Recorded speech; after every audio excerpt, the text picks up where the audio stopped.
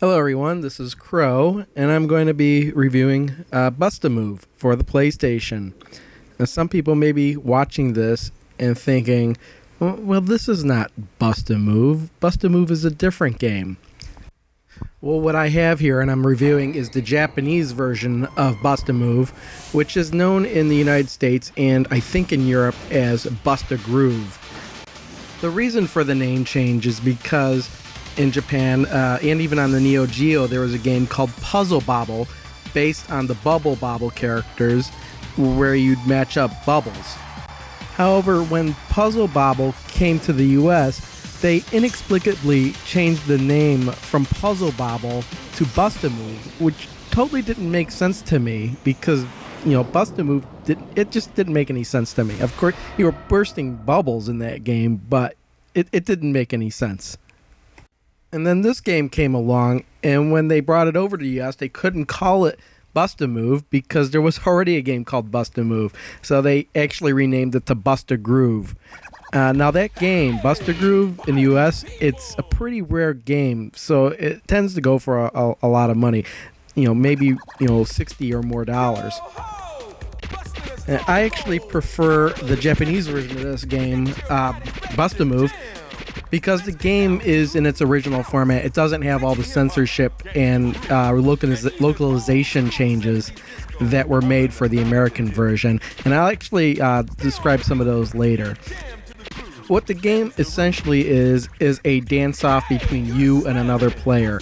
And if you don't have another player, you're automatically set against the computer. There is no single-player option in this game unless you go to practice mode. And because the game is essentially a rhythm game, whether or not you like the game is going to depend mainly on whether or not you like the soundtrack for the game. And I happen to like the soundtrack for this game.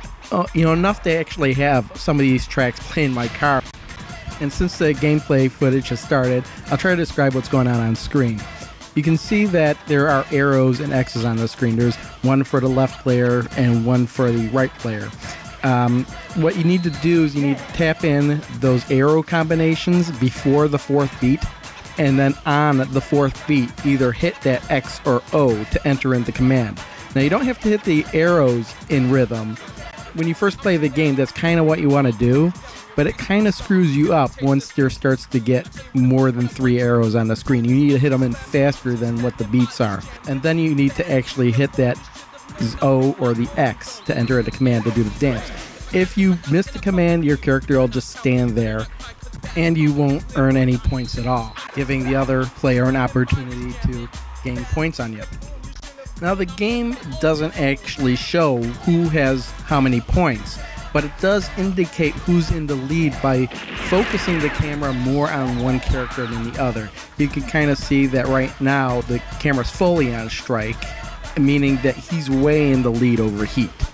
And I think that's a pretty clever way to show who's beating who, but I kind of wish that it did show points in order for me to go back and maybe try and want to beat my best scores. Now, what I actually saw happen a little while ago was Heat try and use a jammer. Every character can use a jammer, and what that does is you hit triangle and one character will send an attack on the other. Now, what the other character has to do is actually hit the square button to try and avoid that attack. If they don't time it right, or they don't do it at all, they're going to get hit and they're going to lose a couple of opportunities to score points. Now, after the round is over, if you score enough points, your character will jump into a fever time mode. And you don't actually do anything here, but the character will just dance around like crazy for, a couple, maybe half a minute or so. But it's basically the game telling you that, hey, you got a pretty decent score on the level. And it's just to show off to any other people who happen to be there with you. As for the characters in the game, it really doesn't matter who you pick.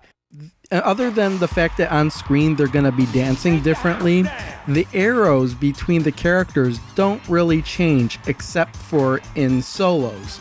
And solos are parts of the songs where you'll just dance by yourself and the other opportunity has a chance to sit out.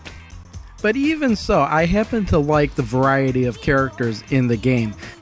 You start out with 10 characters, and then there's a sub-boss, and then there's an end boss, and then 2 unlockable characters. The 2 unlockable characters are just basically clones of 2 original characters, but the sub-boss and the end boss are pretty interesting in their own right. Let me use this opportunity now to run through the list of characters. First is Heat, who happens to be a race car driver, flame abilities, and he does breakdancing. Next is an artist, Frida, who does West Coast hip-hop. And then there's the Gangsta Strike, who does gangsta dance, apparently. And then there's a guy, Ham, who really likes hamburgers, and his song indicates that. And he does Detroit modern dance. And then there's Kelly, one of the strangest characters. She's a secretary that likes to dress up as a baby, and she uses modern jazz dance. And then there's Shorty, a little kid who dances using candy hip hop. She also seems to be obsessed with candy. And then Euro, who's all about disco. Now, one of the Americanizations they made to this game is that in the American version, Hero no longer has that cigarette in his mouth. And then Pinky, who's a fortune teller, stripper, and hairstylist who dances with classic 70s Motown. And another strange character, Gasso, a genius kid who's obsessed with gas, and he uses house dance. And Kitty N is apparently a television star, which explains the outfit. I guess it's from her TV show, and she dances with Vogue. Here's the sub-boss, the mid-boss, Capoeira, which are 2 aliens which dance using Capoeira to a tune that is in Capoeira. And finally, there's the end boss, Robo Z, a giant robot who dances using Vogue. Actually, the last level in this game is pretty cool because you've got that giant dancing robot and you're over on the other building trying to outdance him. Meanwhile, traffic is trying to swerve around him.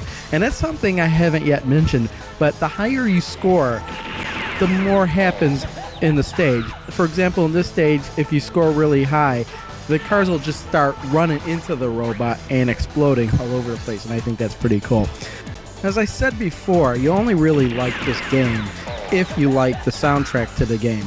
And I happen to like the soundtrack, so I do like this game, but there's just a couple gripes I have about it. One of them is at the end of the song, the last note seems to disappear before the song even ends. And it can throw you off, and you can easily miss that last note. And in a tight contest, you might end up losing because of it, although that'd be rare. It's just a minor gripe. I also mentioned that I'd list out some of the localization changes they made for the US, and one of them I mentioned before was Hero's cigarette. The other changes are edits to some of the songs, where they'll edit the song really sloppily, which sounds really weird in the American version. Me and my sister used to play that version some time ago, and I picked up this Japanese version because I really wanted to play the original version. With all that said, I'd have to give this game about an 80 out of 100. Now, if you didn't like any of the music in this game, then you'd probably give it a 0 out of 100 because you wouldn't want to listen to the soundtrack. But what I'll do is I'll leave you with some samplings of some of the songs in the game to give you an idea whether or not you'd like it or not. And that in combination with what I said with the gameplay. All right, that about wraps it up, pal. Until next time.